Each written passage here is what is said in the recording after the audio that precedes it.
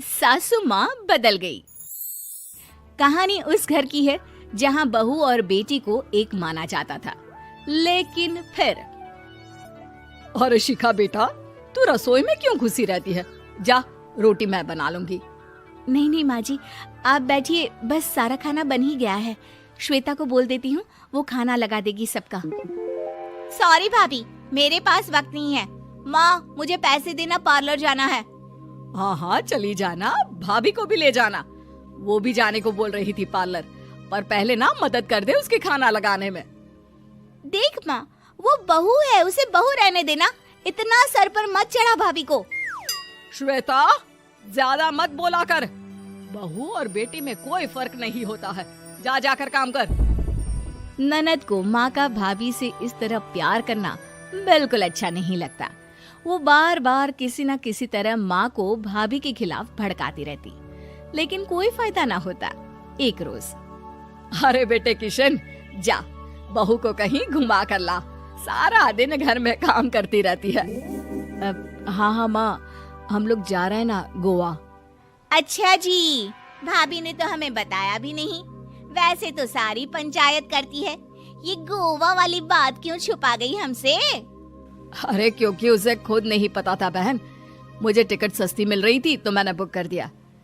हाँ शिखा, पैकिंग कर ले, संडे हम जा रहे हैं गोवा। दोपहर में शिखा पैकिंग कर रही थी कि सास आ जाती है। ये क्या बहू, साड़ियाँ? अरे गोवा जा रही है घूमने या फिर शादी में मायके हैं?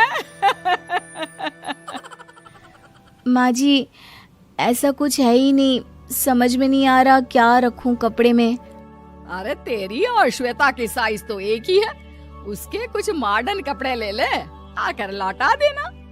हाँ माँ जी, ये ठीक रहेगा। शिखा श्वेता के पास जाती है और उससे कपड़े मांगती है। ना जी ना, मैं अपने कपड़े ना दूं, वैसे भी फैल जाएंगे मेरे कपड़े, बहुत महंगे वाले हैं। शिखा मुंह लटकाकर कमरे में आ जाती है तो सास कहती है, चल तैयार हो जा, तुझे मैं शॉपिंग करा कर लाती हूँ गोवा की। बस फिर क्या था, सास बहू निकल जाते हैं मार्केट और एक से बढ़कर एक ड्रेस खरीद कर घर आते हैं। पहले बता देती कि नए कपड़े दिलाने वाली है भाभी को, तो मैं अपने ही दे देती ना भाभी को, मुझे दिला देती नए कपड़े।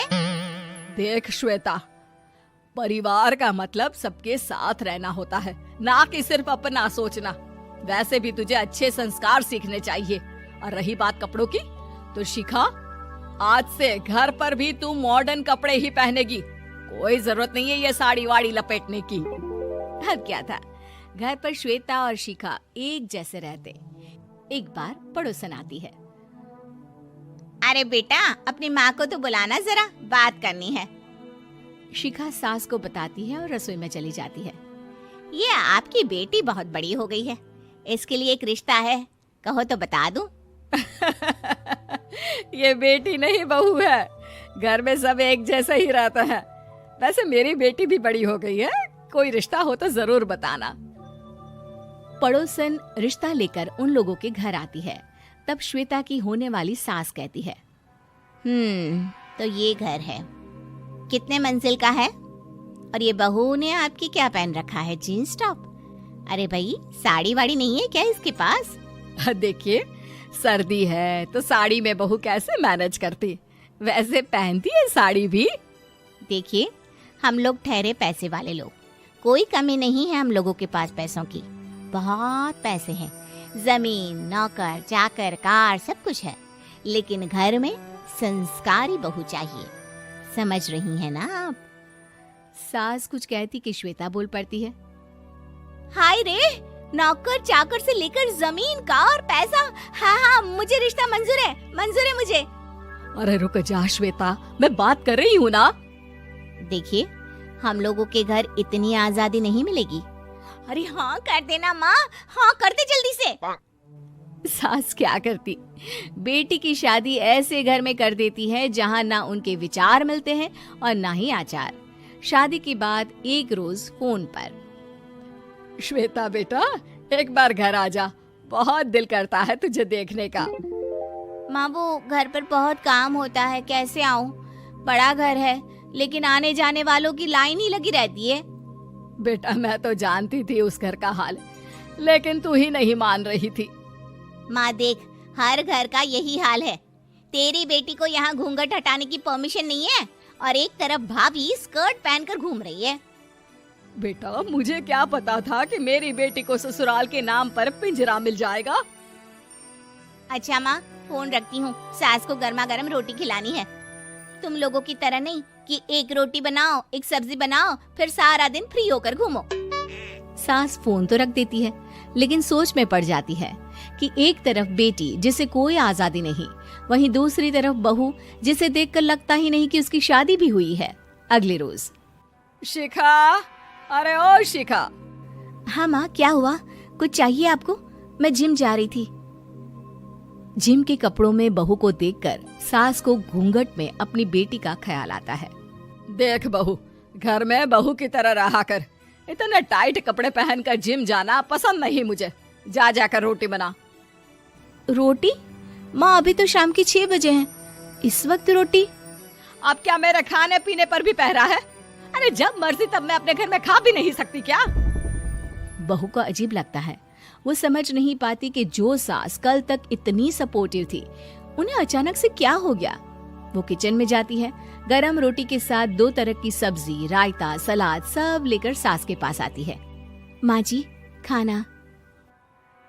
इतना सारा खाना? राक्षस समझा है क्या मुझे? रोटी मांगी थी मैंने गर्मा गर्म बस। पर माँ जी, रोटी खाती किससे आप? सब्जी तो बनानी थी ना। अरे भूख मर गई मेरी तेरी बहस से। जा जाकर काम कर, अंदर पूरी रसोई साफ कर। बहू अंदर चली जाती है। थोड़ी देर में श्वेता घर आती है। अरे शिखा, जल्दी से चाय ला, पकवान बना, मेरी बेटी आई है। अरे नहीं नहीं माँ, ड्राइवर बाहर खड़ा है।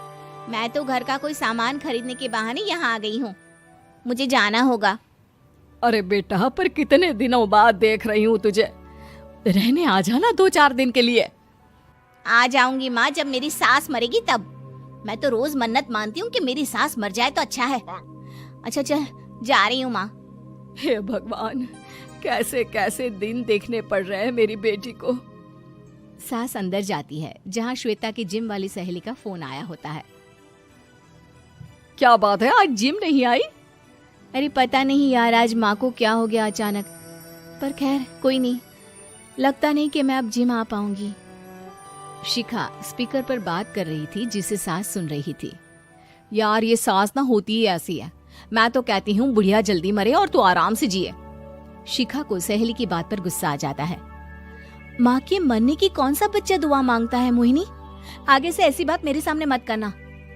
हमारे घर की शोभा ही माँ है। क्या हुआ जो थोड़ी सख्ती दिखा रही है? उसमें भी कोई ना कोई उनकी भलाई ही होगी। मैं तो कहती हूँ भगवान मेरे जैसी सास सबको दे, जो सिर्फ माँ की तरह है। सास वाली तो कोई बात ही नहीं है उनमें।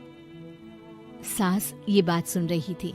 उनकी आंख में आंसू आ जाते हैं कि क्यों वो बेटी की किस्मत में बहू को भी भागीदार बना रही थी। शिखा, अरे ओ शिखा, क्या हो गया? जिम नहीं जाना क्या?